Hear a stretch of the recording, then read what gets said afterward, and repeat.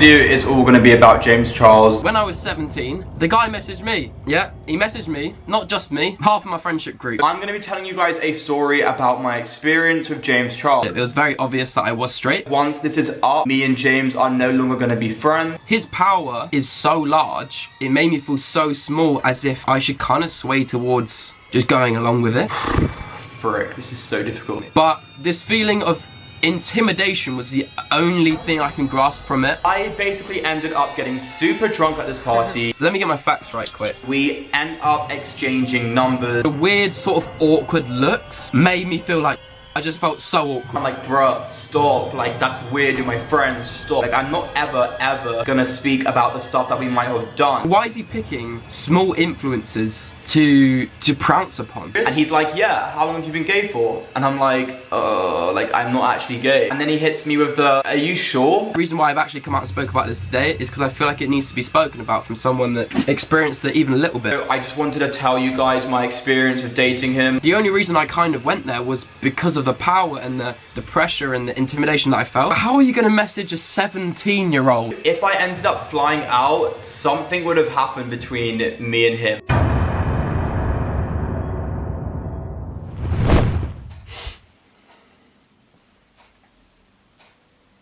I thought the last previous videos that I was doing may be my last on James Charles. So obviously we've had the tea about Tati and James Charles. We've had the tea about him scamming his fans for £500 sister tour tickets. We've had the stories of the Sugar Bear scams and the Sugar Bear betrayals and scandals. We've had all of this. We've had it. We've had all of the tea being spilled all over, and no napkins or serviettes has cleaned up the spillage.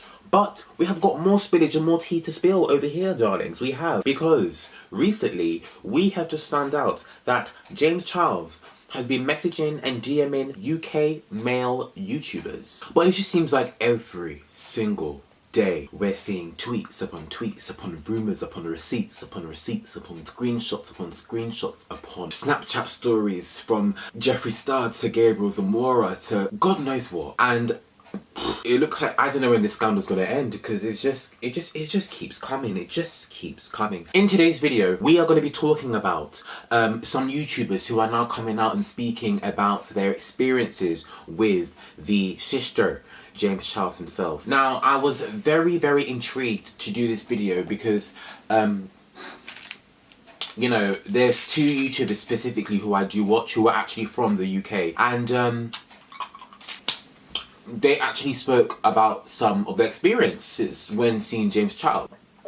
Both of them are from the same friendship group. We have Touch Delight, also known as Kami, and we have Elmo Films, also known as Spencer. So, basically, their stories are very different but slightly similar, both at the same time. Spencer uploaded a video yesterday speaking on his experience with James Charles. When I was 17, the guy messaged me. Yeah, he messaged me, not just me, half of my friendship group. And he was speaking about how James Charles DM'd him, saying that you're really good looking. Not hello, not how are you, just, you know, just complimenting him. And they both said how they felt kind of like low-key intimidated, especially from somebody who basically has a large social media following, you know, and they have some sort of power. And they just kind of felt taken back, and it kind of felt awkward for them to obviously, you know, retaliate or respond. Spencer even said specifically, like, I'll try to remember as much as I can, and I quote, he kind of felt like he was forced to respond. It's so intimidating when such a big star or someone with 16 million followers, you know, messages you. You feel almost inclined and intimidated not to ignore it. And I just find that weird, because like, I don't know why you may feel, because you've got some sort of numbers or social media following,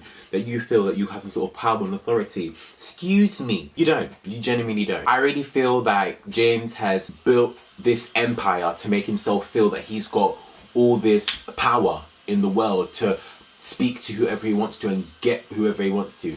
James Charles genuinely is a sexual predator. That is who he is. He pounces and preys on people. He genuinely makes people feel vulnerable. He is Satan. This guy is demonic. He's satanic, and he needs to be detained ASAP. Kami, on the other hand, also said he had a similar situation, but this time James Charles actually didn't message him immediately, like before their meeting, because they both actually, like I said, Spencer, who's Elmo Films, and Kami, Touch the Light, are both in the same friendship group, and they both went to Los Angeles last summer for the usual convention, VidCon. If you guys don't know what VidCon is, VidCon obviously is a usual convention, happens every single year in Australia. Recently it just started in London and Los Angeles, California, and is where YouTubers and bloggers and creators get together and obviously network, collaborate, etc. This, that and the third. VidCon had an after party where obviously it was held in whatever building, hotel, whatever, okay? They just had a party.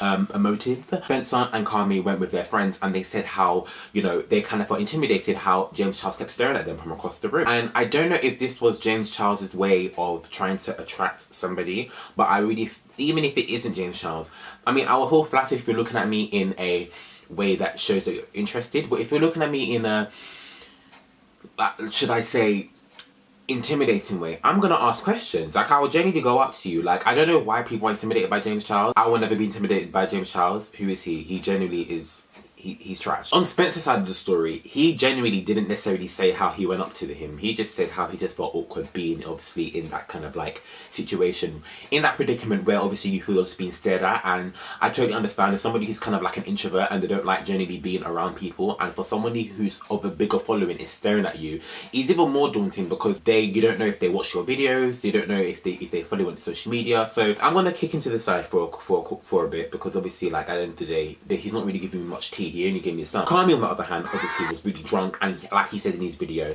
that we don't know, because there's always A and there's always B, and A and B could be a lie, and obviously we have C, which is the truth. So we really don't know if Kami was drunk. Although he said he was drunk, we can't always rely on the drink. Right. So Kami allegedly was drunk. I went up to him and said, "Hi, I'm Kami. How are you?" James was shook and said, "Oh, hi, I'm James. How are you?" They exchanged numbers, they exchanged social media accounts, and then James hit Kami with the line, "How long have you known you've been gay for?" or something like that. Hold up. Wait, hold up. He kept asking me like really weird questions. He basically was hitting me with the questions being like, "So, how long have you been gay for?" Like, stuff like that. I'm not actually gay, so when he asked me that, I felt really awkward. Chill. What sort of question is that? You don't know somebody and the first thing you go ahead with, "How long have you been gay for?"